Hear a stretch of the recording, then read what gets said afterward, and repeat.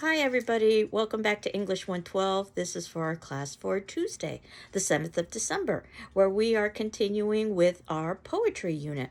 And what I wanted to start with is talking about the distinction between formulaic poetry and literary poetry, much like we've talked about with short story and much like we've talked about with drama.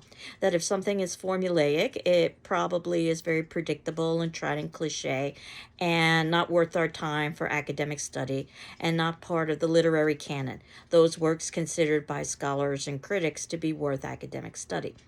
And in terms of poetry, you're likely to see something like this in perhaps a greeting card, which was the example given to us from the textbook on page 609. And the poem is called The Magic of Love. And I wanted to read that to you so that you could hear. And we talked about how poetry is a very auditory form of literature, that ultimately it is meant to be heard, much like music. There's a wonderful gift that can give you a lift. It's a blessing from heaven above. It can comfort and bless, it can bring happiness. It's the wonderful magic of love. Like a star in the night, it can keep your faith bright. Like the sun, it can warm your heart's dew. It's a gift you can give every day that you live, and when given, it comes back to you. When love lights the way, there is joy in the day, and all troubles are lighter to bear. Love is gentle and kind, and through love you will find there's an answer to your every prayer. May it never depart from your two loving hearts. May you treasure this gift from above. You will find if you do, all your dreams will come true in the wonderful magic of love. And notice that while it has rhyme and meter, it doesn't really say anything that's particularly interesting. In fact, it's very sing-song. Na na na na na na na. And it is about love, which is a very common subject for poetry. And compare that to the depth and the complexity of the poem that follows afterwards on page 610, entitled Love Poem, which is written in 1947 by John Frederick Nims. My clumsiest dear, whose hands shipwreck vases, at whose quick touch all glasses chip and ring, whose palms are bulls in china, burrs in linen, and have no cunning with any soft thing, except all ill at ease fidgeting people, the refugee uncertain at the door, you make at home. Deftly you steady the drunk, clamoring on his undulate floor.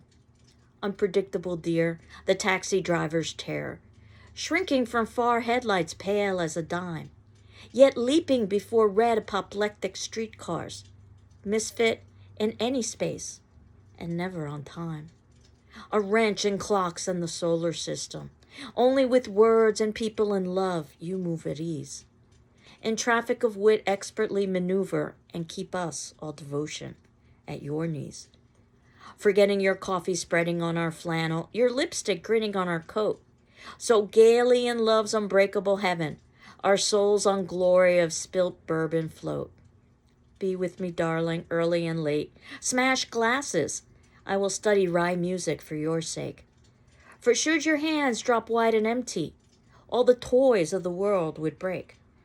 Now notice that it has rhyme, but it also has depth and complexity. In fact, I would argue that the first poem you could read once and be done.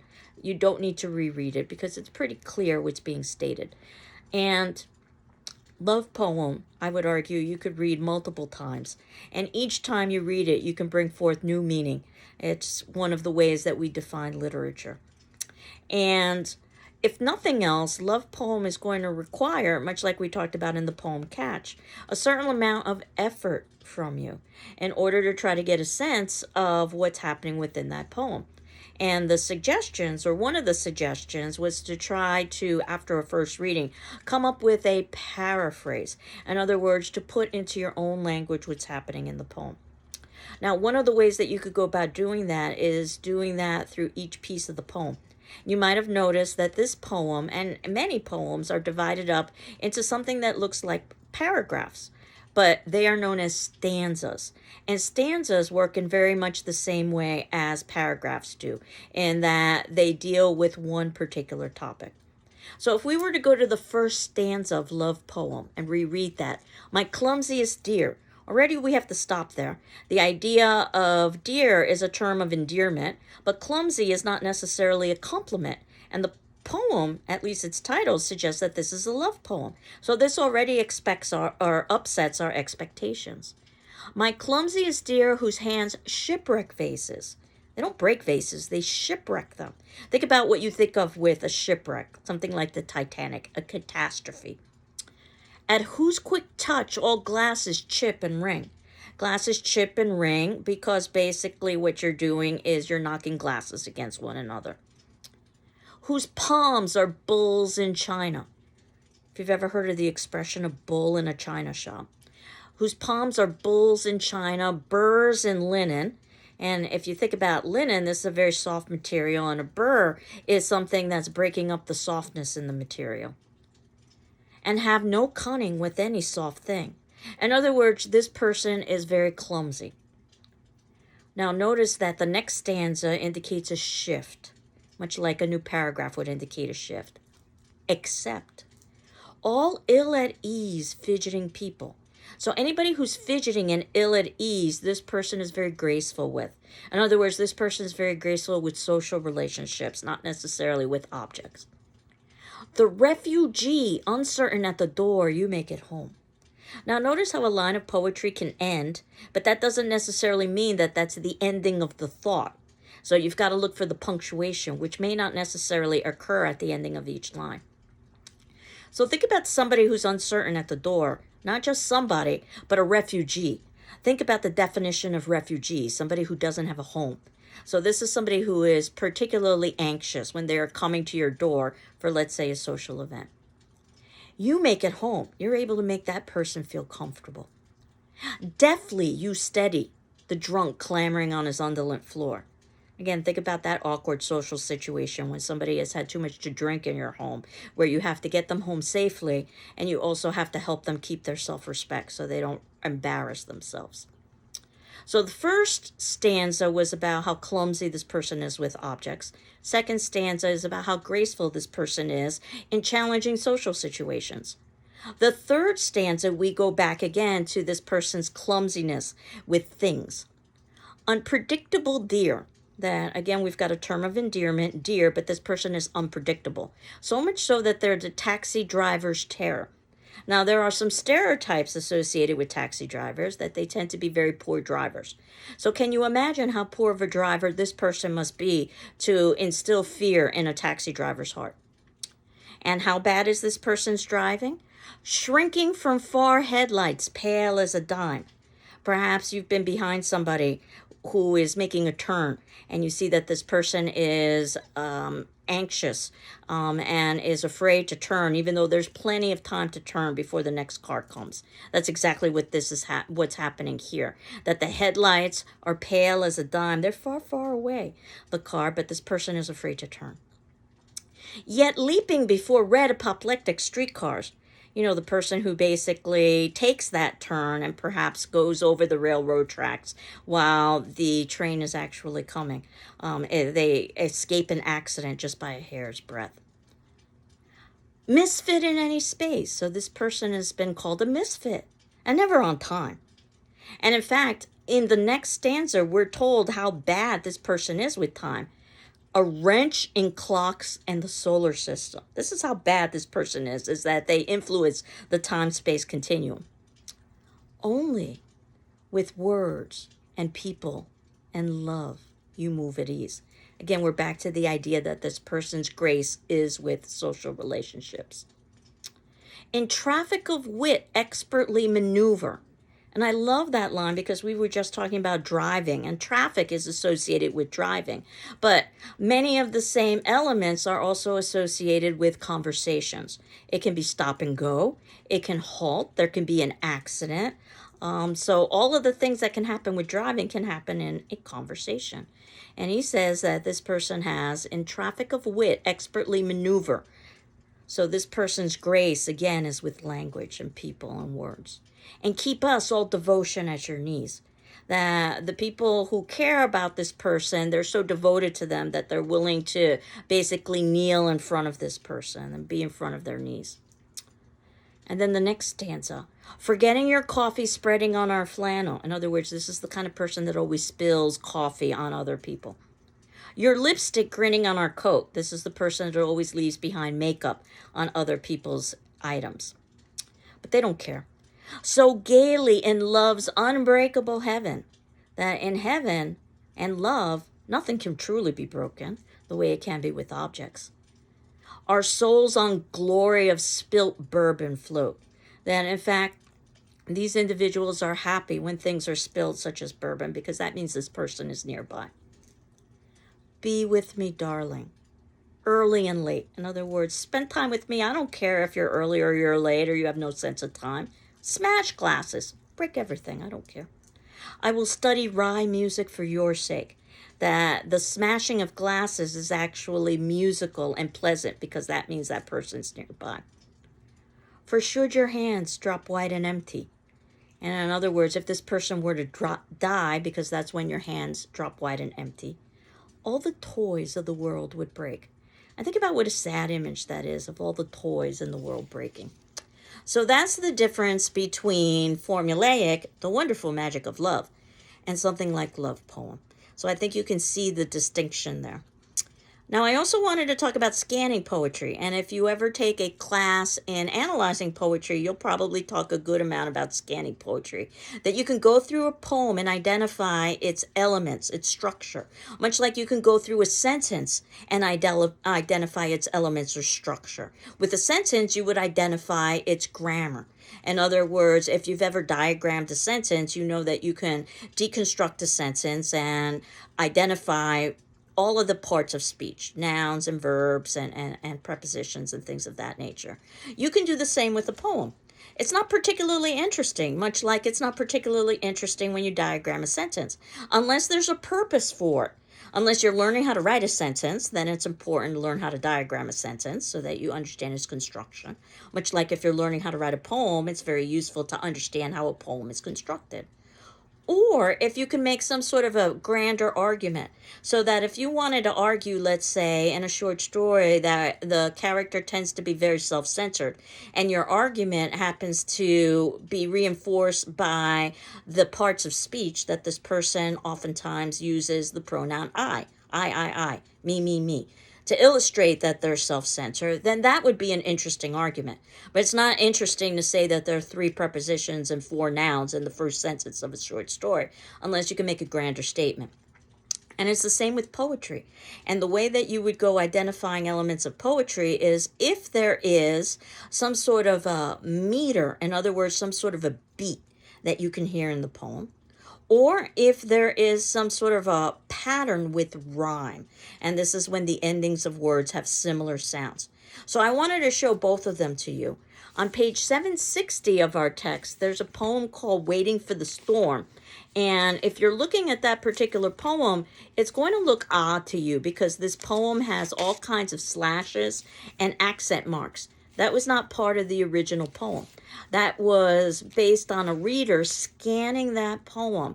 In other words, trying to determine its structure, its metrical structure.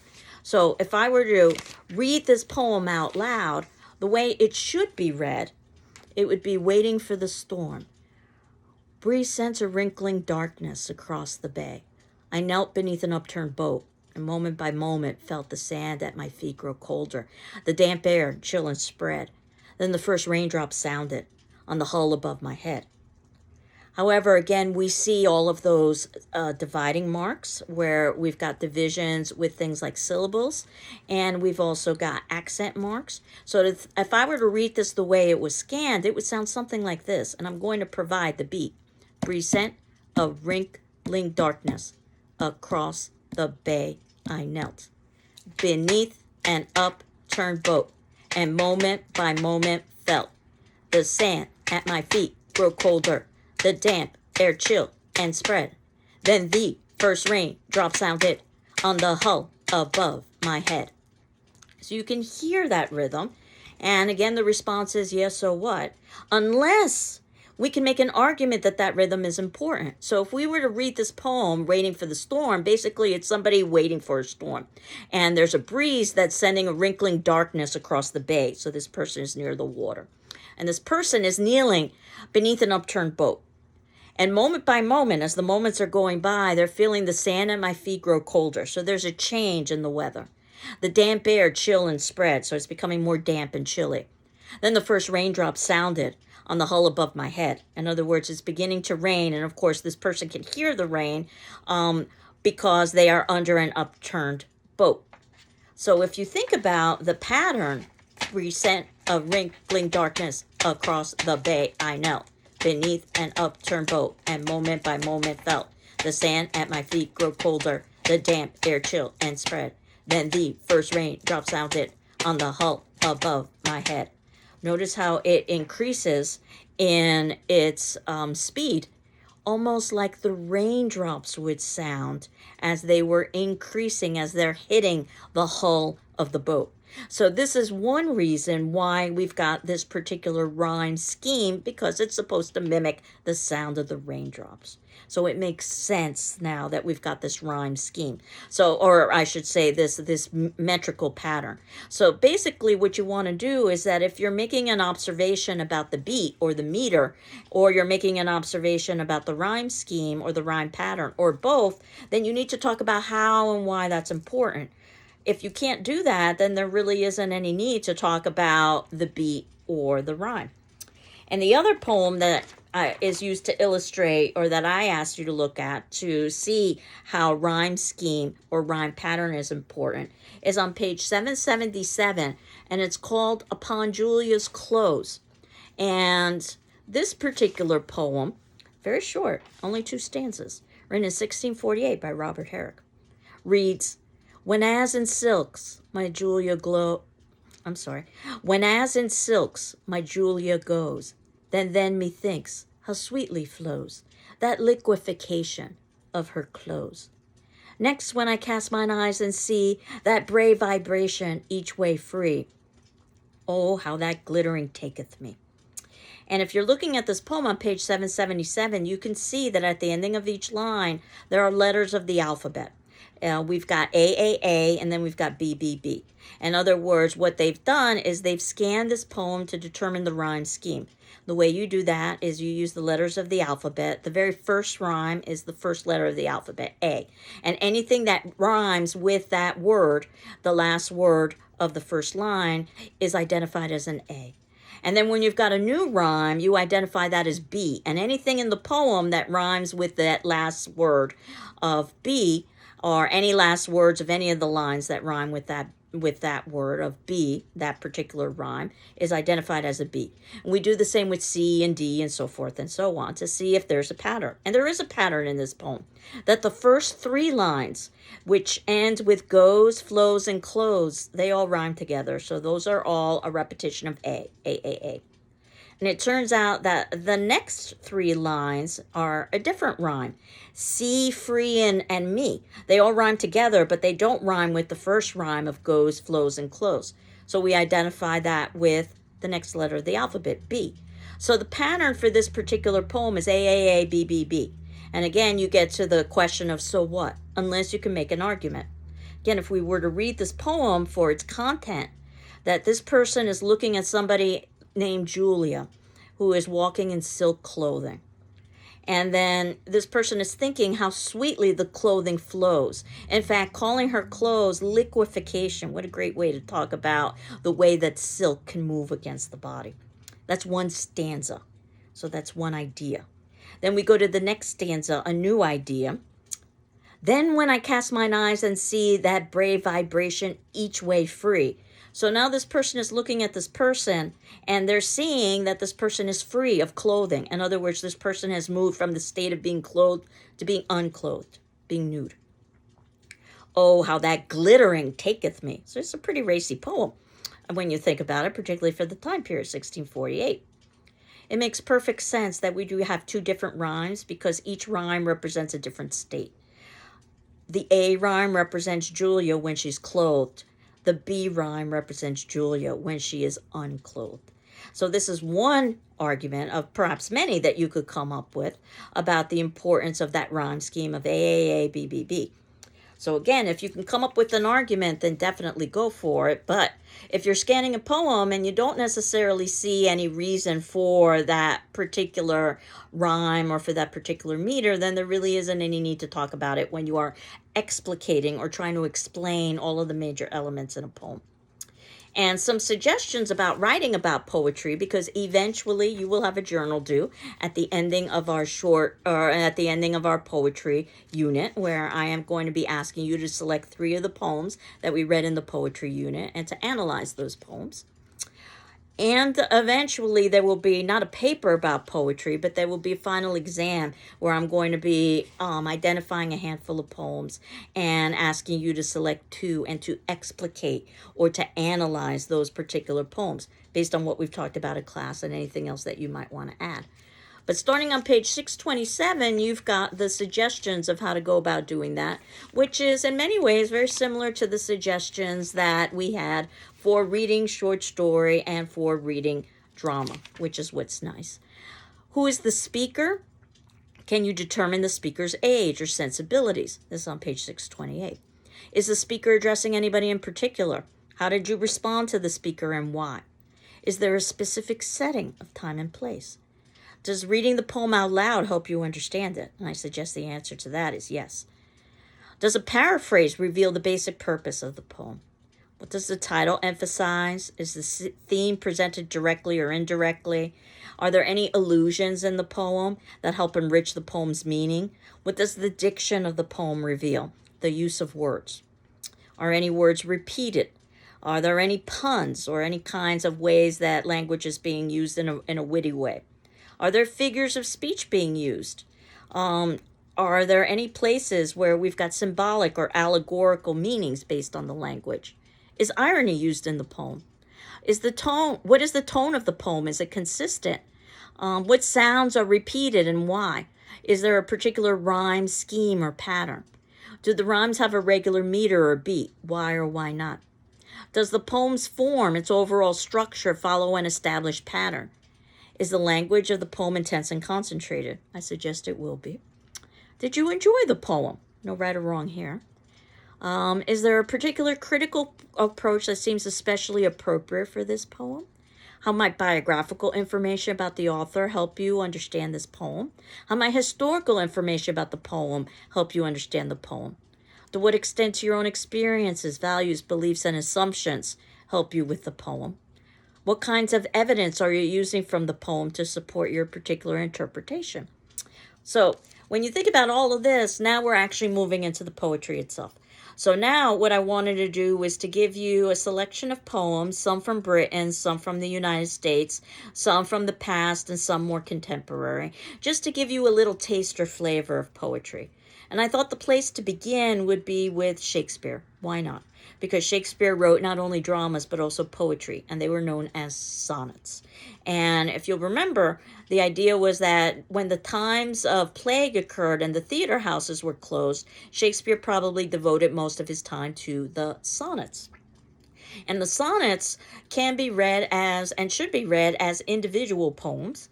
So you don't need to read them all to tell an entire story. That would be called the Sonnet Cycle. And that was the typical way in which poetry was written at the time.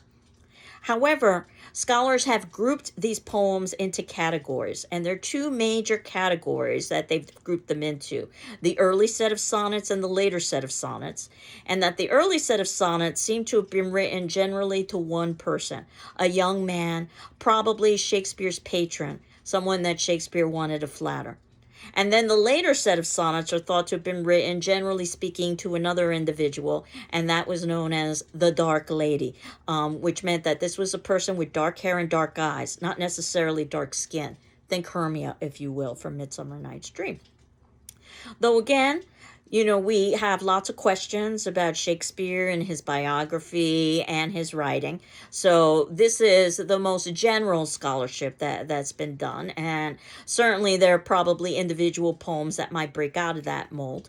And some poems are very clearly written to a particular person. Other poems are so general that they could apply to a lot of different people. So whether it was because Shakespeare was hired by a specific person to write a poem, which I don't see out of the realm of possibility, possibility. Or Shakespeare kept it general enough so that the poem could be used in a lot of different contexts by a lot of different people. And the poem that I wanted us to read, though I talk a little bit more about Shakespearean sonnets, if you are interested in taking my Shakespeare class. And by the way, you'll be one of the first to know that my Shakespeare class, which was initially scheduled on Monday and Wednesday from 8 to 9:15, is going to be changed to a completely online class. So I don't know, and it'll be run much like English 112. That should happen in the next day or so, because I've got a schedule conflict. I don't know if that makes Shakespeare any more or less appealing to you, but it will be a completely online class, and you should be able to see that in the spring schedule in the next 24 to 48 hours. But basically, I wanted to start with Shakespeare's perhaps most famous poem, his most famous sonnet. Shall I compare thee to a summer's day? Which happens to be the first line of the poem. Now note, if you will, that the poems are not titled, which means that basically we use the first line of the poem in order to identify that particular sonnet. The sonnets have also been numbered by scholars, so you can also identify it as its number.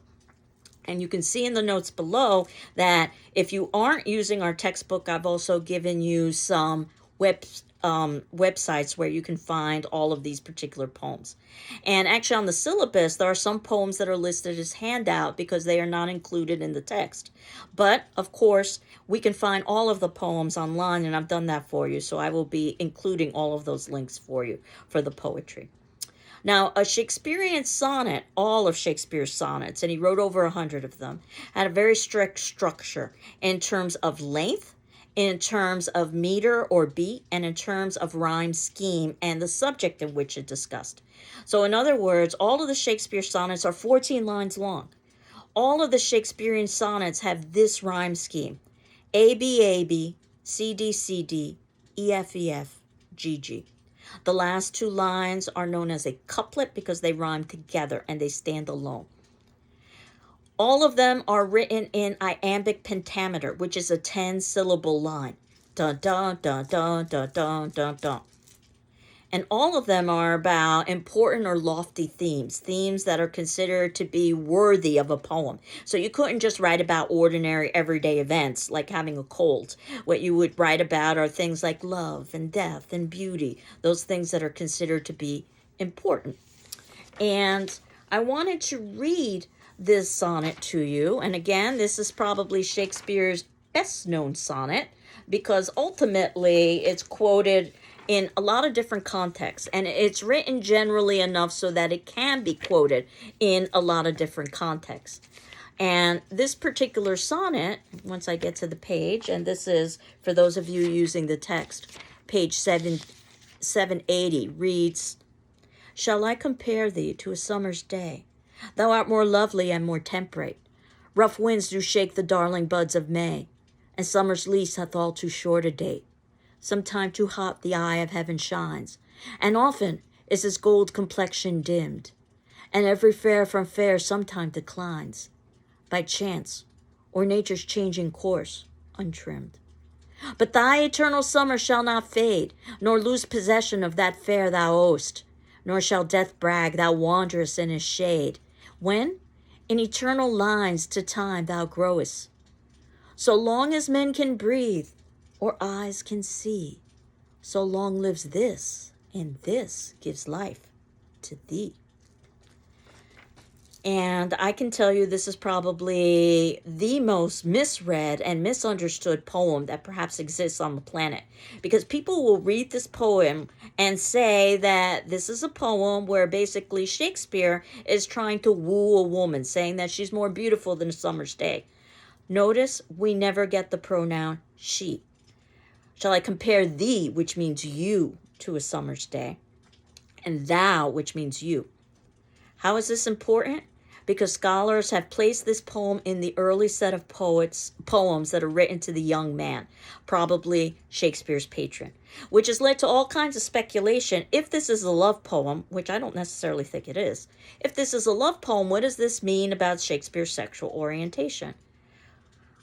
This poem is general enough that it can just be a poem of flattery. And again, we know very little about Shakespeare. We do know he was married, and we do know that he seemed to have some sort of a romantic attachment to this dark woman, that somebody that he at least admired or perhaps was having an active affair with. Outside of that, we really can't say much about any of Shakespeare's sexual preferences, whether he be bisexual, whether there be homoerotic elements. And I think it's irrelevant. In the end, what we've got are the poems themselves. And if we were to go through this poem, notice that the word day rhymes with May. Notice that the word temperate rhymes with date. Notice shines rhymes with declines. Notice dimmed rhymes with untrimmed. Notice fade rhymes with shade. Notice that O's rhymes with growest. And then notice that the last two lines, see and thee, rhyme together. Notice that it's 14 lines long. Notice that it's an iambic pentameter, a 10-syllable line. Shall I compare thee to a summer's day? And we can do that for all of the lines. And notice that it's about something important, beauty. And it begins with a question. Shall I compare thee, to a summer's day? The idea that a summer's day is supposed to represent the height of beauty in life. Thou, or you, art more lovely and more temperate, saying that this person is better than a summer's day. They're more lovely and they're more predictable. And then we get all of the flaws associated with summer. Rough winds do shake the darling buds of May. Sometimes it can be windy in the summer. And that means that basically the darling buds of May are the early buds that are sprouting of flowers. And summer's lease hath all too short a date. The idea that summer doesn't last very long. I love the term lease in that line because we don't own the seasons. They are leased to us by a higher power.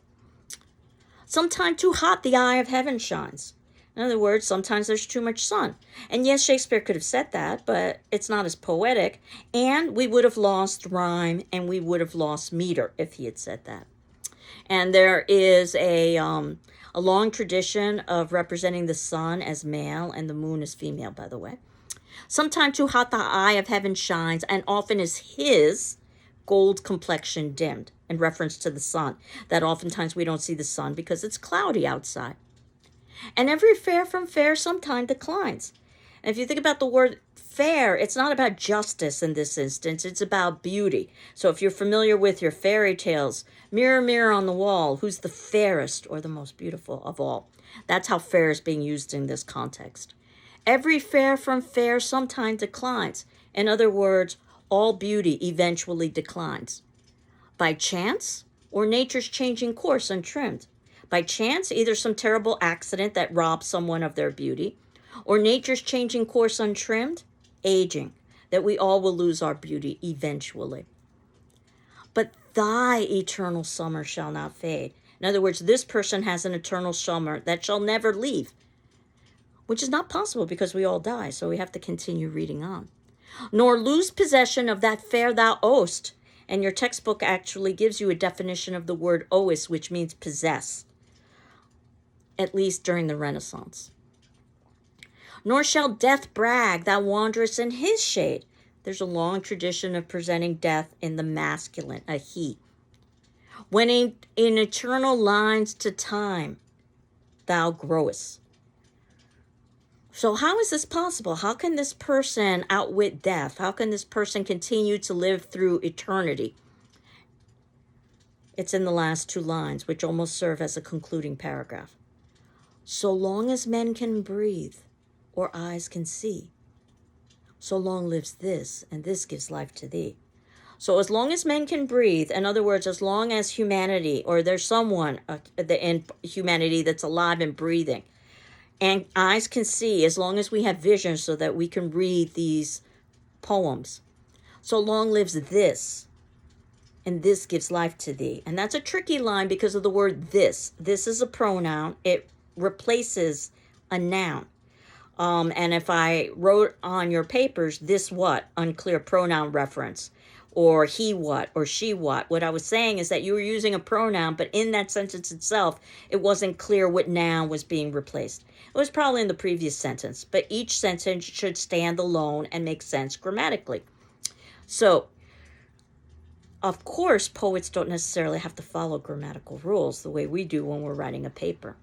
But notice how clear this sentence becomes if I supply you with the word, the noun. So long lives this poem, and this poem gives life to thee. In other words, as long as the poetry exists, then the memory of the person will exist. And gosh darn it, Shakespeare was right. Here we are in 2021 still talking about this poet. So, but we couldn't say so long lives this poem because then that would throw off the meter.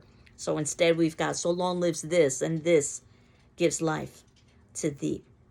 And not only was Shakespeare right, as arrogant as he was, because we are still talking about this person, basically centuries later. Think about the message that's embedded within the poem that is so incredibly arrogant.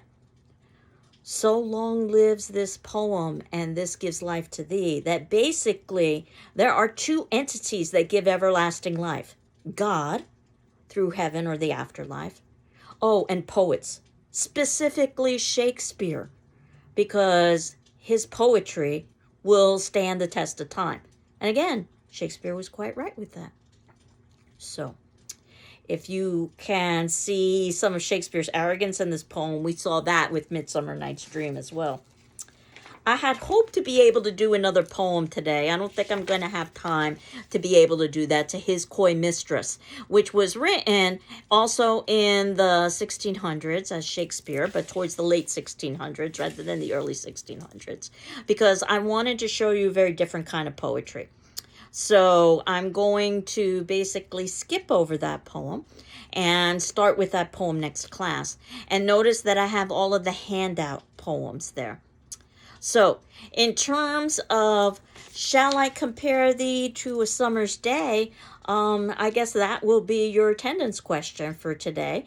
And I'm going to ask you if you liked or disliked this particular poem for your attendance question, and why. So that'll be due when our attendance question is usually due. And that will be basically on Wednesday the 8th at 10 a.m. Did you like or dislike Shall I Compare Thee to a Summer's Day? No right or wrong answer here, but certainly a very famous poem.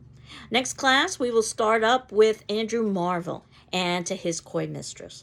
So I hope you're doing well. I'm doing well. And we will continue on with our poetry next class. Take care. Bye-bye.